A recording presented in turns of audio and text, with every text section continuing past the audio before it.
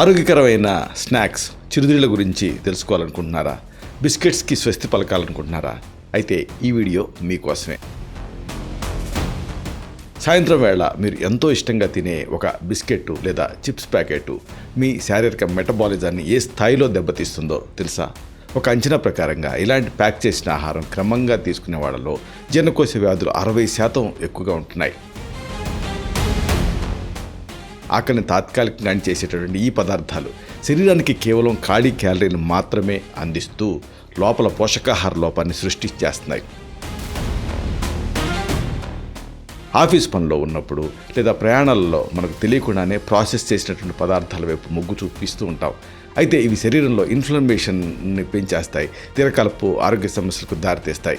ప్రకృతి సిద్ధమైన తామర గింజలు, వేయించిన శనగలు మన రక్తంలో ఉండేటువంటి చక్కెర స్థాయిని ఎలా స్థిరంగా ఉంచుతాయి?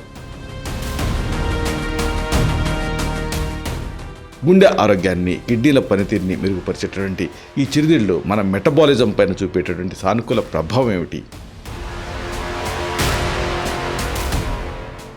అవిపత్తికర చూర్ణం, అశ్వగంధారిష్టం లాంటివి మన జీర్ణనాళంలో ఉండేటువంటి దోషాలని తొలగించేసి జీవక్రియని ఎలా పెంచుతాయి?